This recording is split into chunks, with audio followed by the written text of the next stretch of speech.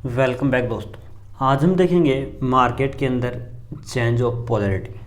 दोस्तों सिंपल सी लैंग्वेज में अगर बात करें चेंज ऑफ पोलैरिटी होती क्या है, तो जब मार्केट किसी सपोर्ट को ब्रेकआउट देगी वापस उसी सपोर्ट के आसपास आके जब उसका रेजिस्टेंस के रूप में काम में लेता है तो उसे कहते हैं चेंज ऑफ पोलैरिटी। मतलब जब मार्केट कोई सपोर्ट उसके आसपास है और फिर वो सपोर्ट को तोड़ने के बाद जब वापस उसी सपोर्ट के आसपास मार्केट आता है तो वो अब वहाँ पर सपोर्ट नहीं, वो दोस्तों वो रेजिस्टेंस का काम करता है। तो उसी को कहते हैं क्या, चेंज ऑफ पोलैरिटी। अब जैसे यहाँ पर पहले मार्केट सपोर्ट का काम कर रहा था, फिर यहाँ पर क्या करने लग गया, रेजिस्टेंस का काम, मतलब ब्रेकआउट के बाद रेजिस्टेंस का काम कर रहा है। तो ये होता है चेंज ऑफ पोलैरिटी, मतलब जो पहले सपोर्ट का काम कर रहा हो और फिर बाद में ब्रेकआउट के बाद रेजिस्टेंस का काम।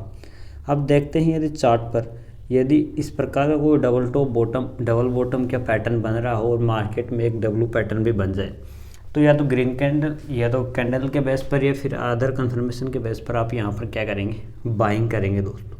सिंपल सा वे यही होता है कि हर कोई बाई करने की कोशिश करता है और मार्केट के अंदर आपको ग्रीन सिग्नल यहाँ पर मिलता है यदि, तो यहाँ पर एक ग्रीन कैंडल मिलेगी तो यहाँ पर बाइंग की अपॉर्चुनिटी ज़्यादा बढ़ जाएगी। तो यहाँ पर पहले लोअर लो और फिर लोअर हाई बनता हुआ मार्केट आ रहा था और अब नीचे की तरफ जब मार्केट एक हायर हाई और हायर लो बनाता है तो दोस्तों यहाँ पर क्या करता है, जो पहले जो सपोर्ट लेवल्स थे अब जब उसने ब्रेकआउट दिया तो ये रेजिस्टेंस का काम करने लगे ब्रेकआउट के बाद दोस्तों। तो ब्रेकआउट के बाद ये क्या करने लग गया, यहाँ पर सपोर्ट का काम करने लग गया। तो यहाँ पर लगभग यदि 1:3 का क्या कर सकते हैं, यहाँ पर एक प्रॉफिटेबल ट्रेड आसानी से मिल सकता था दोस्तों स्विंग ट्रेड के अंदर।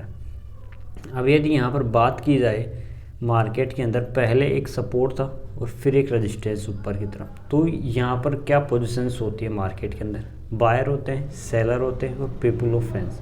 मतलब कुछ बायर और कुछ सेलर और कुछ ऐसे लोग होते हैं जो केवल मार्केट को वॉच करते हैं दोस्तों कि मार्केट में क्या हो रहा है और फ्यूचर के लिए देखते हैं कि अपन क्या ट्रेड ले सकते हैं। अब यहाँ पर इस पॉइंट पर जब कोई बाइंग करेगा मार्केट के अंदर, हर कोई सपोर्ट के आसपास बाइंग करने की सोचता है, तो मार्केट में जब भी कोई बाइंग यहाँ पर आएगी तो मार्केट क्या जाएगा, ऊपर की तरफ जाएगा और इस रेजिस्टेंस के आसपास क्या आएंगे, सेलर होंगे, वो शॉर्ट सेलिंग करेंगे और जो बायर्स यहाँ पर ख़रीदारी किए तो वो यहाँ पर जाके अपनी प्रॉफिट बुकिंग करेंगे दोस्तों। तो सेलर जब यहाँ से सेलिंग करेंगे तो प्रॉफिट बुकिंग भी होगी, तो कोई जो नए बायर्स होंगे दोस्तों वहाँ से कॉल पुट पोजीशन यहाँ पर क्या करेंगे, बाइंग करेंगे और लगभग वापस मार्केट उसी सपोर्ट के आसपास वापस आ जाएगा। तो यहाँ पर से जो मौका जो पिछले मार्केट जो देख रहे थे, केवल वॉच कर रहे थे, अब उनको यहाँ पर सेकंड चांस मिल रहा है तो वो यहाँ पर क्या करेंगे, एक बाइंग करेंगे और जो नए सेलर्स थे दोस्तों जो कि वापस मार्केट नीचे आएंगे तो यहाँ पर नई बाइंग वापस से जनरेट होगी। तो यहाँ पर क्या होता है, मार्केट वापस से बाइंग पोजीशन बनना स्टार्ट होती है। तो एक स्ट्रॉन्ग बायर की वजह से मार्केट जिस ट्रेंड के अंदर मार्केट में या तो सेलर ज़्यादा होंगे या फिर बायर्स, तो उस ट्रेंड के अंदर मार्केट क्या करेगा, उसके अकॉर्डिंग मार्केट चलेगा। अब तो रेजिस्टेंस को जब मार्केट ब्रेकआउट देता है दोस्तों, क्योंकि यहाँ पर बायर्स की क्या है, अपॉर्चुनिटी ज़्यादा है, तो यहाँ पर मार्केट अप ट्रेंड में जाने की कोशिश करता है। जब मार्केट अपने रेजिस्टेंस को क्या करता है, ब्रेकआउट देने के बाद ऊपर जाता है तो यहाँ पर मार्केट थोड़ा क्या पुल बैक देता है और पुल बैक जब रेजिस्टेंस को ब्रेक करता है ये, तो जब पुल बैक आएगा तो वो यहाँ पर वापस से क्या करेगा, एक सपोर्ट का काम करेगा। और जो सपोर्ट एरिया है दोस्तों, अब वो इस चीज़ को हम कहते हैं सपोर्ट एरिया को चेंज ऑफ पोलैरिटी, क्योंकि जो रेजिस्टेंस जब ब्रेकआउट हो रहा तब ब्रेकआउट हो रहा था उस टाइम ये रेजिस्टेंस का काम कर रहा था। तो ब्रेकआउट के बाद यदि वापस मार्केट उसी एरिया को टच करता है तो वो सपोर्ट का काम करेगा और इस चीज़ को चेंज ऑफ पोलैरिटी। अब बाइंग पोजीशन कब बनेगी, जब यहाँ पर कोई ग्रीन कैंडल बनती है। और सेलिंग कब बनेगी, यदि मार्केट इससे नीचे ग्रीन कैंडल की तरफ क्या करेगा, है रेड कैंडल बनाएगा दोस्तों। अब चेंज ऑफ पोलैरिटी जो CIP है उसके जो इंपॉर्टेंट पॉइंट्स है दोस्तों यहाँ पर आप देख सकते हो। Change in polarity means A broken support becomes resistance, A broken resistance becomes support दोस्तों।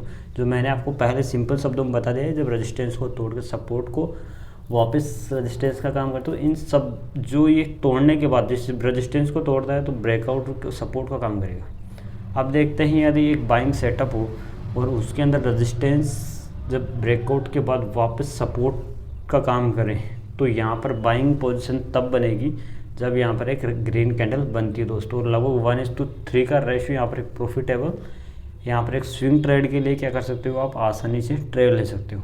और इस ट्रेड के जो रूल्स है दोस्तों यहाँ पर आपको दिख रहे होंगे, ये स्विंग ट्रेडिंग हो सकती है डेली या फिर 60 मिनट चार्ट पर आप देख सकते हो।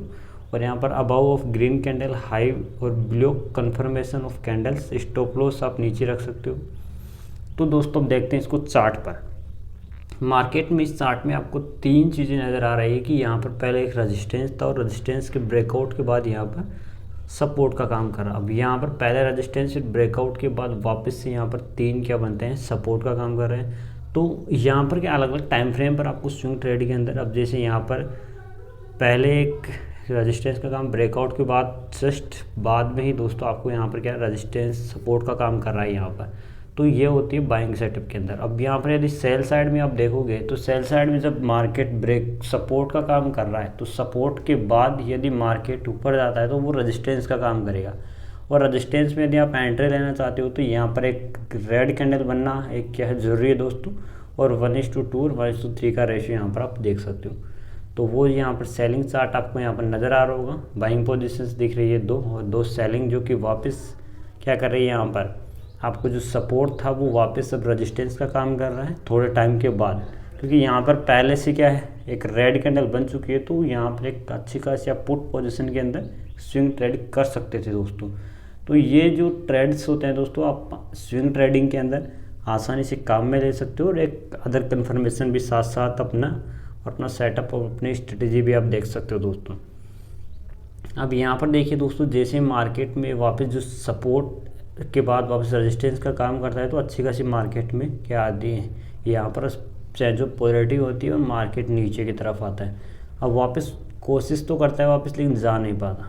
अब यहाँ पर देखिए आपको बिल्कुल आसानी से समझ में आ जाएगा कि दोस्तों अदर कन्फर्मेशन में आपको इसलिए बता रहा हूँ कि आपको कन्फर्म हो जाए कि हाँ मार्केट में किस चीज़ को CIP कैसे काम करता है और आप यहाँ पर कैसे प्रॉफिट बना सकते हो दोस्तों।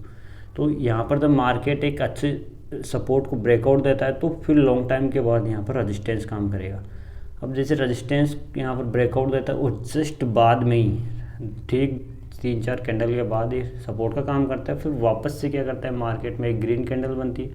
तो यहाँ पर क्या इसके हाई के जो आसपास है दोस्तों पुल बैक का, और उसका जो रेशियो है दोस्तों आप 1:3 का जो है यहाँ पर कम से कम यदि आपको प्रॉफिट मिल रहा है तब जाके आप यहाँ पर एंट्री ले सकते थे, तो आपको अच्छा प्रॉफिट हो सकता था दोस्तों। तो दोस्तों इस प्रकार की जो ये कैंडल्स चार्ट्स जो आपको मैं यहाँ पर बता रहा हूँ दोस्तों एग्जांपल के रूप में, तो आपको कन्फर्मेशन के लिए ही इन चीज़ों को आप बैक टेस्ट करके भी देख सकते हो। तो दोस्तों इस वीडियो में आपको कुछ ना कुछ नया ज़रूर सीखने को मिला होगा, और यदि कुछ नया सीखने को मिला है, कुछ नए जानकारी प्राप्त हुई है तो वीडियो को लाइक कर दीजिएगा। साथ ही साथ चैनल पर नए हो तो सब्सक्राइब ज़रूर कर दीजिएगा, और टेलीग्राम चैनल को यदि ज्वाइन नहीं किया है तो दोस्तों लिंक डिस्क्रिप्शन में, तो ज्वाइन ज़रूर करें। धन्यवाद दोस्तों।